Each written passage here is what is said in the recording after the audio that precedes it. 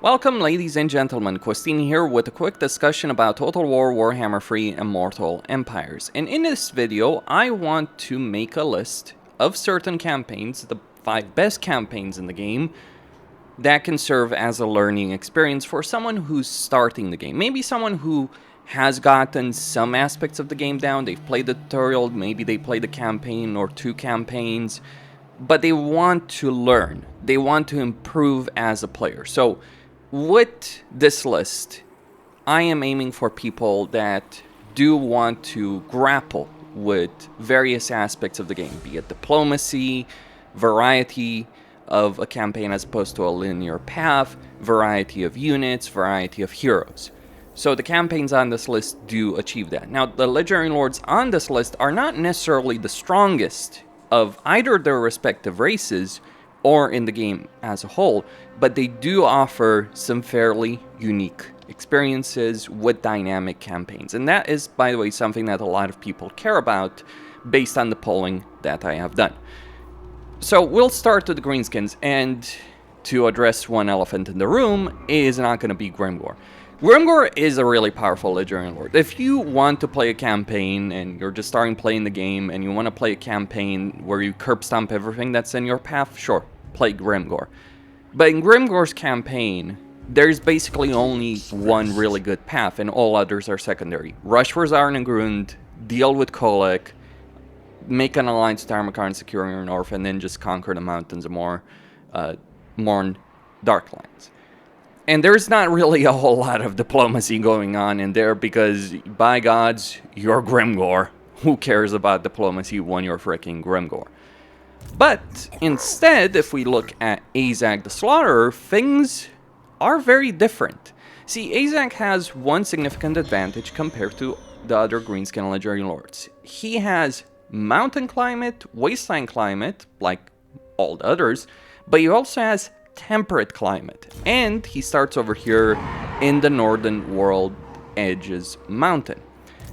Now, because of that starting position, combined with the climate situation, combined with his victory conditions, which do require him to deal with Karakadrin, but also certain electric counts of the Empire, you do end up having a fairly dynamic campaign on terrain alone, because you start fairly close to Karakungor. You take it on turn 1, you can take Raziak by turn 4, or you can take Fort Jakova fairly early on. You have a lot of possibilities in this campaign.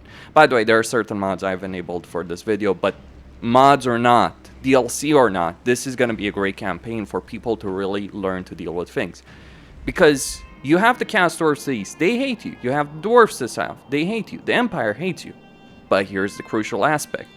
You have the vampires who don't hate you. They're completely neutral to you. So diplomacy is on the table with them.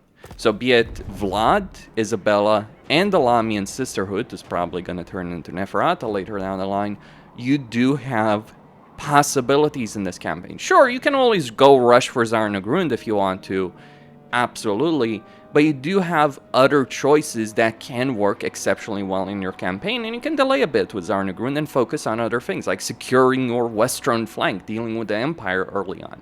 Because this is the interesting thing about the Greenskins. While the Empire and Dwarves hate them, Kislev does not. There's a -40 version of Kislev. So yeah, you can burn Kislev to the ground if you want to. You can burn the Ostermark, fight Draika, fight everyone. Or you can ally a lot of people. Not the Empire and Dwarves. -100 version is a bit too much.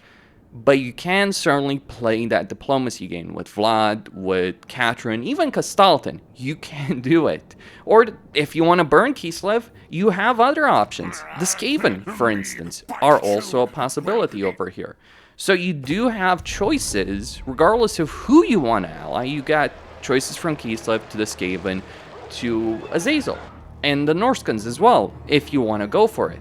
And while you're not incentivized to go for Kislev because of the frozen climate, Greenskins are in such a strong situation, yeah, mod to remove climate penalties, but Greenskins are in such a strong situation that they can manage it. Though, maybe don't declare a war like I did against the target and then sell that city to an ally. That's not a really great idea.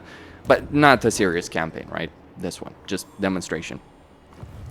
So that's one of the things, that dynamic of climate, that dynamic of terrain, that dynamic of diplomacy that does make this campaign work and can serve as a great experience, a learning experience for people, because you have so many options with respect to diplomacy.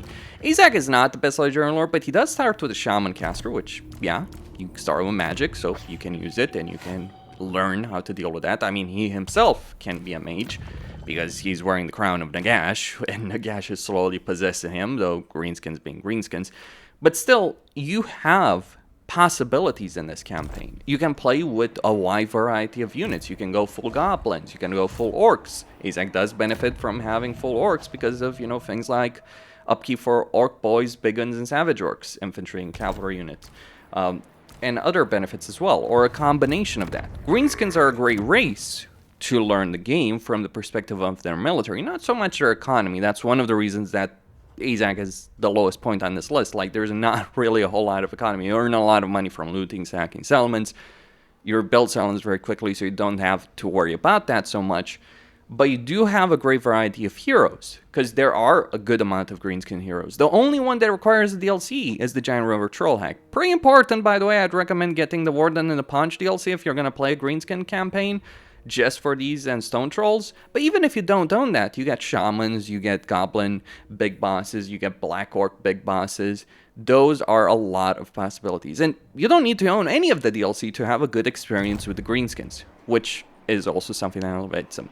The DLC is useful. Both of the DLCs that the greenskins have are useful. Nasty Skulkers from Skarsnik's DLC, Giant River Troll Hags, and Stone Trolls from Grom's DLC, but you don't need that. So regardless of which path you take, regardless of which armies you're building, you are going to be in a good place. There are many things that work, and you can experiment. You can figure out, okay, what works, what doesn't. Like, sure, you can always argue, well, Nasty Skulkers are obviously the one unit to go for. Thing is about Nasty Skulkers, while they're certainly powerful, their lack of durability certainly hurts them past a certain point in the game. This is the thing about greenskins that makes them a good race to learn to play the game.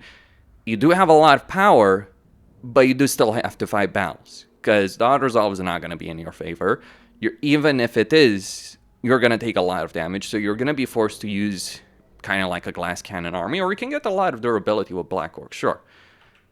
You have siege equipment, you have monstrous units, you have cav units, you have good infantry, you have good ranged units, which is probably not lore accurate for the greenskins, but hey, not goblin archers and not goblin archer fanatics are certainly capable enough to get it done. So really good campaign all around, a good all-rounder campaign with a lot of possibilities that you can go for.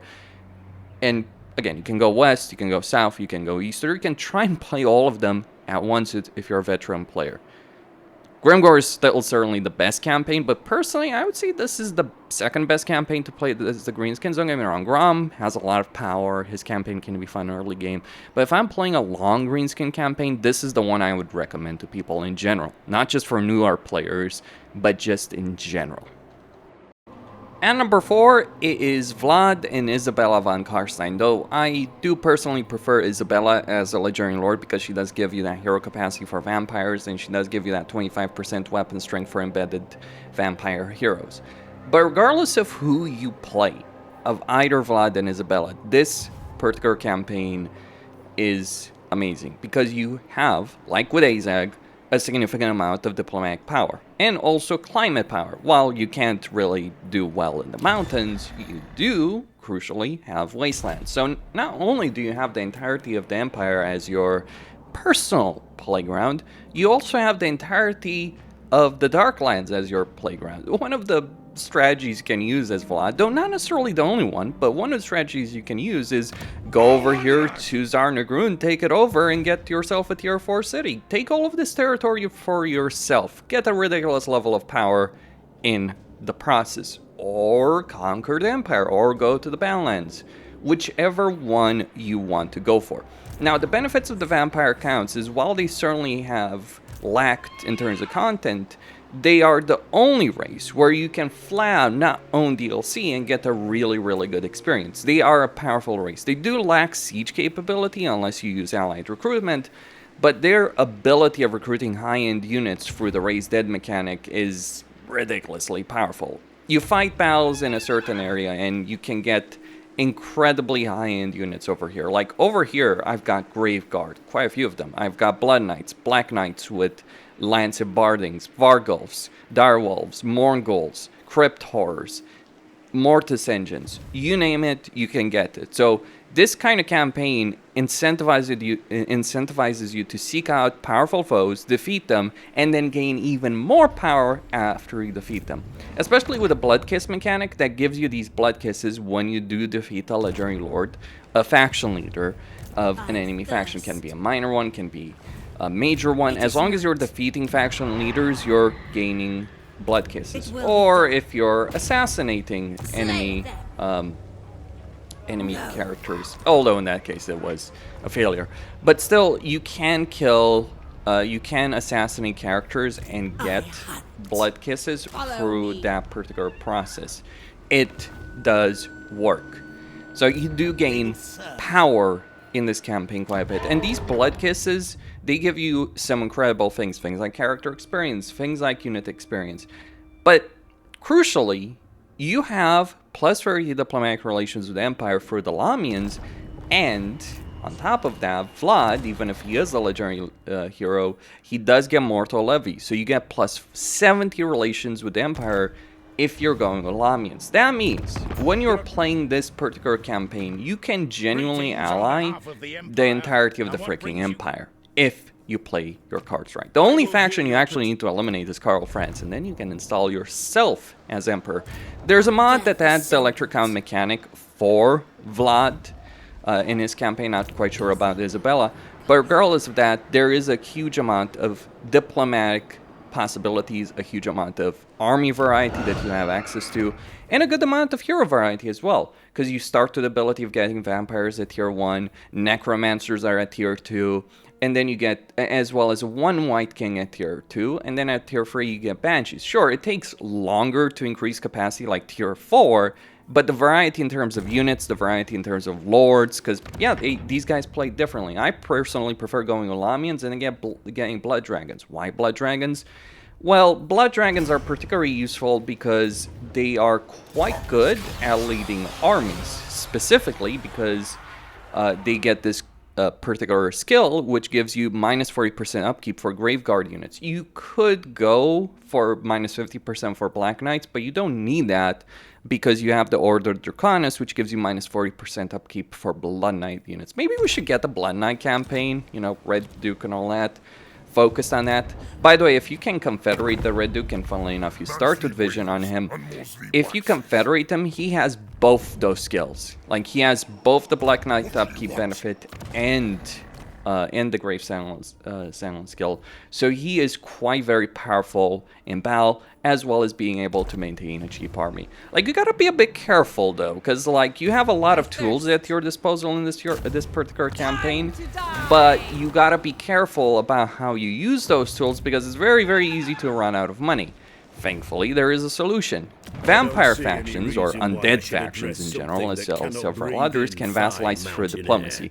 Now, remember what I said about aversion earlier with Azhag. Well, people do hate you, right? You're freaking undead. But it's not minus 100 aversion for the most part. I think Nurgle has that. Maybe High Elves, not entirely certain. I haven't really played the Vampire Counts campaign where I met the High Elves. Just gonna say, well, Emmerich, but all the same. But here's the crazy thing. You can vassalize for diplomacy. Like over here in this campaign, I took Vlad and Isabella on a little trip and took Rom Peak before Ungrim. And now, because of that, I can turn Ungrim into my trusted ally. That is a ridiculous level of strength that very few other campaigns do have access to. And it does create even more variety. While the vassal system can be a bit boring and maybe a bit too powerful, especially for Warriors of Caste and Slaanesh, you do have to engage in diplomacy to make it work as undead. So it's not like, oh, subjugation, where you just reduce a faction to their last element and then you can vassalize them, forcefully vassalize them. No, you have to do it through diplomatic means. So you're learning about diplomacy, you're learning about variety. Your starting position is quite exposed between Zufbar dwarves to the east and south. greenskins over here, you might end up having to fight Azhag. And again, that kind of variety. You don't have to ally the Empire or the Dwarves. You can certainly vassalize every faction of the Empire except Karl. And you can even vassalize Karl. You just need Altor for victory conditions if you care about that. But you can go Wood Elves, you can go Kislev, you can go Greenskins, you can go Skaven if you want to. All of those are realistic options in this particular campaign. Who you ally, who you not ally, or you can just go play it standard, just fight everyone. Same idea with Azhag. The possibilities are very significant, and the power creep is certainly real in this particular campaign. Between Raise Dead, the heroes you start with, the power that Vlad and Isabella have, inherently the power of vampire lords and heroes. I know a lot of people want the vampire counts rework, I get it, but of all the races, I would not necessarily consider them a priority. I think like this is the kind of race where CA could really go along with just making more content for them, especially siege capability in terms of content. But they genuinely do not need a rework in their campaigns at the moment, I would dare say. They just, or rather for their race, they need a rework for their campaigns, like Counter Gorst and all that. But yeah, vampire counts in general are in a good spot right now in the meta of Warhammer 3. They just work very well with that, so playing a campaign as them, you will learn quite a lot about the intricacies, or you can just sweep aside any and all opposition if you want to. At number 3, it would be Lokhir, Fellheart of the Dark Elves. Now, the Dark Elves have certain characteristics that do lend themselves to a player becoming better, from a diplomatic standpoint, from a unit roster standpoint, from a hero standpoint. Let's consider the following.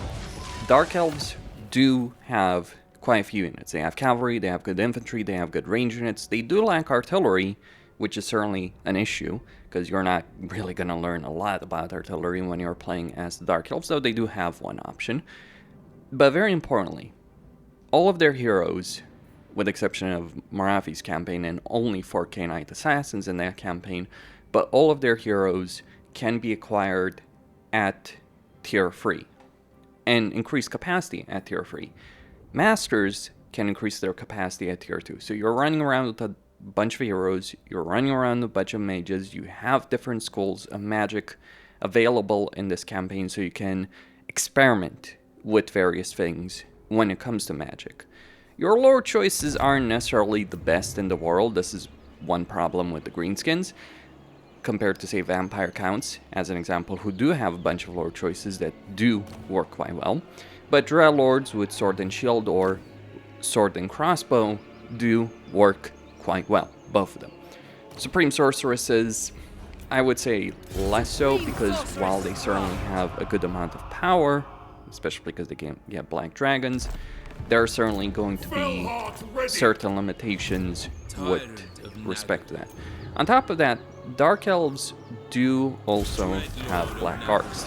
They rely on the Black Arcs for the sake of their recruitment, because they don't have global recruitment. They have Black Arc recruitment. Yes, a bunch of mods for extra things in general over here. But by default, you can only have 2 recruitment slots, but you can get a lot more with Black Arcs. And you can recruit every unit with a Black Arc. And Black Arcs do give you a ton of flexibility and can allow you to play in a more interesting way as you do dominate the waves with them. You can use them aggressively, you can use them defensively, you can use them in a support role for your land-based armies. So Black Arcs are great. It does mean that you're more focused on the coastal areas as opposed to deeper inland, though don't get me wrong on this. Dark Elves can handle inland areas quite well all the same. Though you do need to build your armies and heroes near the coast, and you'll be stronger near the coast. So there are significant powers with Dark Elves in terms of unit variety, hero variety, economic power as well, because you not only have a huge amount of economic power as well, you also benefit quite a lot from the ability of instant construction in a campaign. So you gain slaves. I know a lot of people hate the slave mechanic. Personally, I've never understood that, I admit. But you can use slaves to get a bunch of instant construction done. which does give you even more power. And on a diplomacy level as well, because if you can instantly construct, you know, a barracks, for instance, and then you go to a faction and you trade that territory to that faction, bam, you know, instant defensive alliance. Not really a recommended one though, when I just did that, just demonstration purposes. Now, beyond this, Dark Elves have another characteristic as well. While they are hated by quite a lot of factions, it's not such a universal hatred, it's not such a deep-seated aversion that you can't manage it. So between instant construction, as well as your diplomatic capabilities, you are able to play around from a diplomatic standpoint. You're not forced to ally certain factions and fight certain factions because you have the choice, the genuine choice, of going in many different directions. Consider the situation of this campaign, and this is why Lokhir above all others. Because Lokhir starts in one of the most diverse and best areas of the campaign map in Grand Cathay. And he can ally Cathay, he can fight Cathay, he can, you know, defeat the vampires over here, or he can even turn around and actually ally them, though probably not recommended to ally minor factions that you start a war with. But it is something worth considering here. So you have a lot of choices. One of the more natural things you can do is, you know, ally Snitch, but you want to make an alliance with Xiao Ming and Miao Yang, you can do so. You want to make best buddies with Gellert and conquer all of Cathay together with Gellert, because you can certainly take advantage of the situation with him, you can do so. There are plenty of decisions that can be made in this campaign, and that gives you a greater variety, and pushes you to experiment with different playstyles from which you can learn what works, what doesn't. On top of that, you can even head over to Lustra if for some reason you actually want to play a campaign in Lustra. Don't go to Lustra, it's a horrible piece of crap. But you do get Confederation mechanic with Karen Carr over here, so you can even play a campaign in Nagaron. Again, more variety, more options, dealing with different climates, dealing with different enemies. If you do go to Nagaron, keep in mind you will have to fight the High Elves, but that's your long campaign objective anyway. But outside of that, you have a lot of options. You can go deep in the Empire, you can go in Bretonia, you can go in a lot of different places, with the exception of, you know, Badlands, Cameron, and all that. But a good portion of the map, though not all of it, is available for you to use in this campaign. And even if you are going into territory that has uninhabitable climate, remember, you still have the freaking Black Arcs for recruitment, replenishment, and so on and so forth. So you don't even need to hold territory. You can raid the world via the sea and just make yourself extremely powerful. I feel like his climate could be improved a bit, but certainly Lokhir does stand out in a lot of ways. And he was voted as the most popular Dark Elven campaign. So make of that what you will. I think a lot of people see the potential in this. Like, don't get me wrong, Morathi, Malice Darkblade, Malekith, etc., they're very powerful as well, right? Especially Morathi and Malice Darkblade. But I think Lokhir has the most dynamic campaign of the Dark Elves, which is a good tool for people to learn. And it's not a frustrating experience, it's a good experience, it's a fun experience, but at the same time can be exceptionally challenged depending on who you pick a fight with, or if you're, you know, trying to make things work in Cathay while at the same time confederating Karen Carr and trying to make things work there as well. So, you know, that kind of dynamic in this campaign works great. Really fun campaign, really good campaign. Not necessarily a campaign I'd recommend for a complete beginner, but really a useful campaign once you've come to grips with some of the fundamentals of the game. This is one I would highly recommend on this list.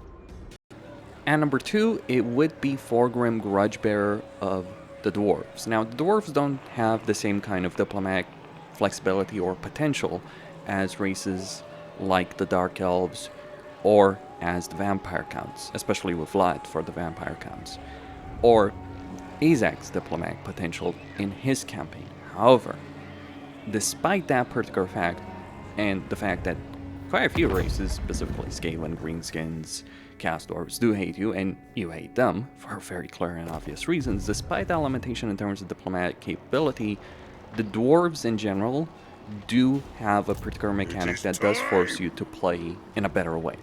Some people hate it, but playing the end-turn button simulator is not going to make you a better player. Having to go out there and do stuff in the world well, and that is what the Age of Reckoning does. But it's not just the Age of Reckoning, it's also the Confederation of the Dwarves that's tied to dealing with grudges. It's the legendary grudges that you have to deal with as well. So you have a bunch of objectives and you're incentivized to go out there and do those kind of objectives. That is one of the principal benefits of the Dwarves. Beyond that, they have an interesting tech tree, though certainly far more heavily focused on guilds as opposed to clans, but still, you do have a lot of options over here for a variety of playstyles. You have attack helicopters with gyrocopters, and even if you're not playing Malachi, these things are still extremely powerful. So are gyro bombers, for the record, and you start with one. You have good infantry, really strong infantry, really good range units, really good artillery, really good flying units, and a variety of heroes that are easily accessible in this campaign with the exception of Dragon Slayers, which you can only acquire at tier 3 and increase capacity at tier 4. But here's the thing, all dwarf heroes outside the Dragon Slayers can be recruited at tier 2. Thorgrim's particular benefit is that through his special skill, ignore the fact that he starts at level 12 here, mods, as I said, you have a special skill line that gives you extra hero capacity for those heroes. So having more heroes early on makes for a more varied and interesting campaign, and it forces you to play differently.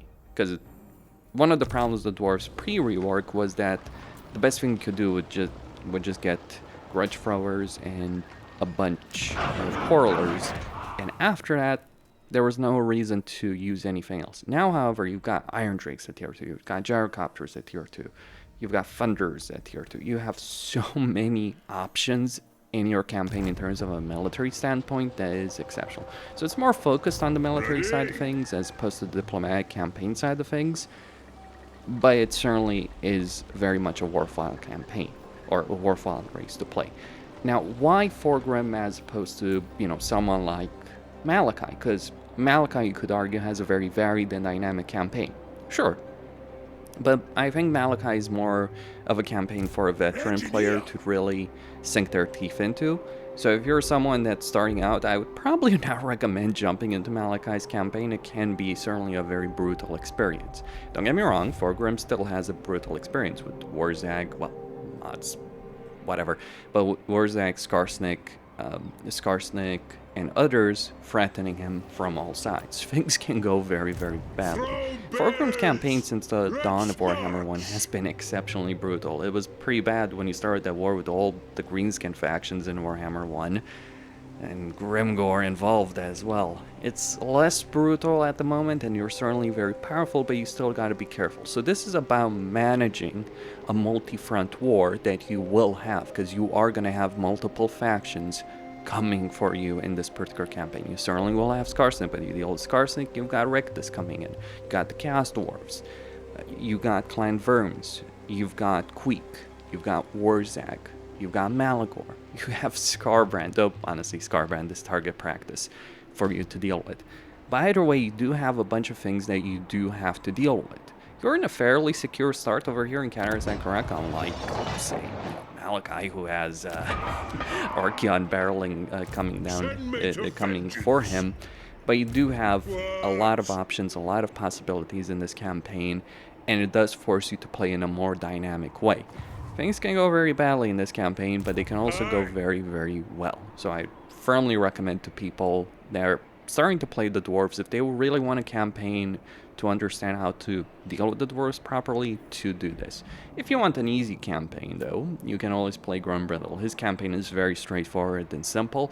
I would have recommended Grumbrindle if not for the fact this campaign is certainly very linear, unfortunately, in that perspective. Victory conditions do force you to deal with Malekith. If you weren't forced to kill Malekith, now it could be a lot more interesting, but you are forced to do it. Maybe if you could invade Wolf 1 side by side with Malekith, that would be a bit more interesting, but no, that's not how it works. So yeah, I think this campaign is really solid. It is a more limited start because you only start with tier 1 city as opposed to, say, a tier 2 capital, but you do have to deal with a variety of challenges, a variety of threats on all sides, and managing that correctly is what can teach you a great deal about the game and how to play it. At number 1 it would be Emperor Karl Franz of the Empire. Now, the Empire in general is a really good race for people to learn to play the game, because you have a wide variety of heroes, really good heroes, from captains to warrior priests to engineers to magic users, all of which give you that kind of variety. On top of that, while your infantry may not necessarily be the best in the game, you do have a great deal of range capability, be it gunpowder units or crossbow units, huntsmen, and then really good artillery as well, and freaking tanks. You may not have the Apache helicopters of dwarves, but you've got cavalry to make up for it. You do lack flying capability, with the exception of your heroes and your lords, but you more than make up for that on the ground with things like steam tanks and line ships. I would firmly recommend, if you're going to play an Imperial campaign, that you get Thrones of Decay. The other DLCs are not important, but Thrones of Decay certainly is. But you will certainly benefit from getting all of the DLCs, or at the very least getting Volkmar's DLC and Elspeth's DLC. So that's one of the things about the Empire. They can be easy to defeat in some ways, at least infantry-wise, if you're not careful, but they do have a wide variety of tools to get ahead. Winning an Imperial campaign is using the versatility of your roster to maximum effect. Your Lord roster, your Hero roster, your Unit roster, to get ahead compared to your opponents.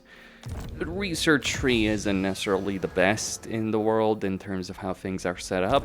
Could be better from that perspective. But still, the Empire is in a good state as a race to play in Warhammer 3 in general, and to have a learning experience.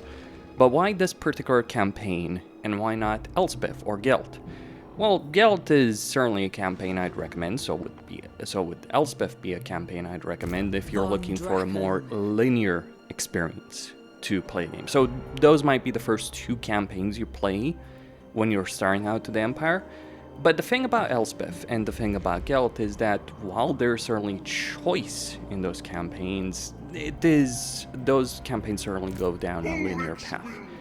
It's more the illusion of choice as opposed to actual choice. Because, like, if you're playing Elspeth, you want to do one thing and one thing alone. Wipe out these factions, potentially ally Belegar if you want by taking Karakazor and selling it to him, and then go deal with Vlad. And then after that, you have essentially won. There's nothing more to it. With Gelt, if you stay in Cafe or go back to the Empire, it doesn't matter.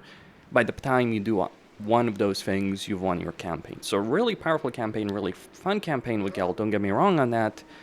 But again, kind of limited. It's just like press X to win type situation campaign with both of those. Even if you're not necessarily the most experienced player. With Karl Franz, that is absolutely not the case. Like, beyond the fact that you have the entire Empire to worry about because of Imperial authority, you don't necessarily have to stress yourself out over it, but it is something you have to concern yourself with. Your initial enemy is going to be Khazrak, beyond the Imperial Secessionists, who do actually have a decent enough army for the early game. But then you have Khazrak coming in, then you have Festus, then you have Vlad, you have Be'lakor, you have Greenskins, you have Grom, you even have the Widows potentially, and certainly Temlar. So you're surrounded by various factions that do want to go after you. You do have all the tools needed to deal with them, but you need to pick your fights. And here's the thing to know about Karl Franz's campaign. You can certainly play this campaign and take the perspective, okay, I'm going to stick to the Empire, I'm only going to play in the Empire, and that can work.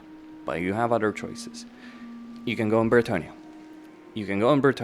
Deal with Grom before he becomes a threat, deal with Kamler early on, then deal with Marienburg, or you can confederate Marienburg if you play your cards right in the early game.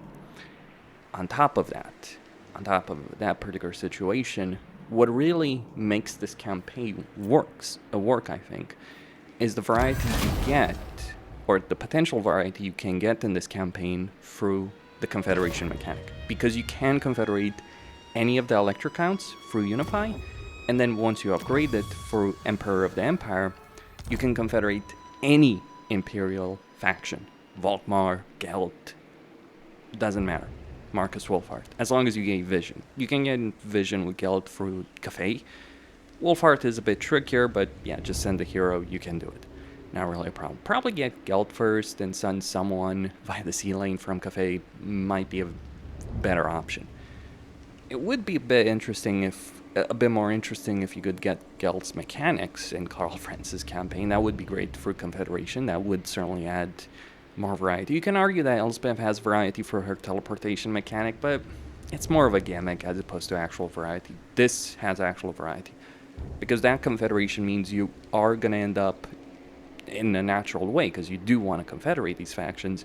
You're going to end up in a natural way in a situation where you have allies you want to keep alive. You want them to do well, because you then can confederate them. Like in many Imperial campaigns, or all other Imperial campaigns, you can just conquer the Empire.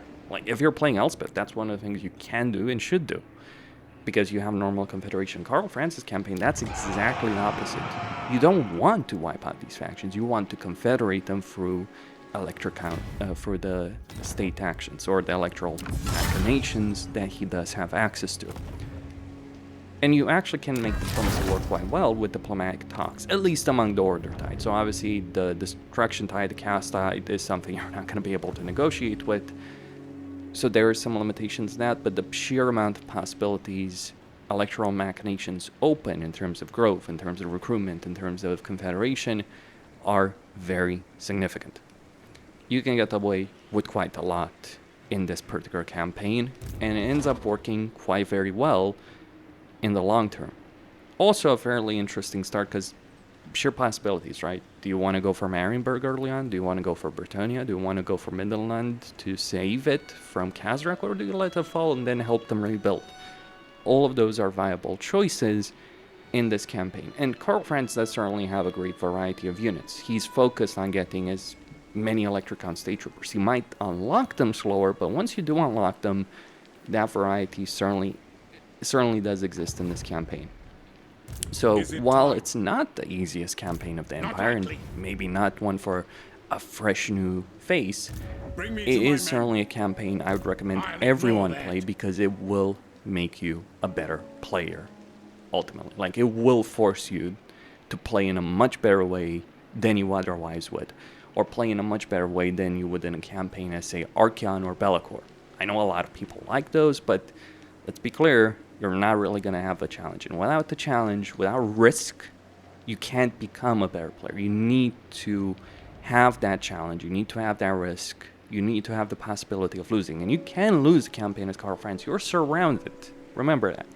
And things can go very, very badly, especially if you sit on your ass in Reichland. It won't go well for you. So those are the campaigns I would recommend to people if they're looking to become better players, if they're looking to learn mechanics of the game, to deal with various aspects of the game, be it from a diplomatic standpoint, a terrain standpoint, a climate standpoint, army standpoint, and so on and so forth. These are the campaigns I would personally recommend to people. Costin here, signing out. Don't forget to subscribe, like, and enable notifications, and stay tuned for more.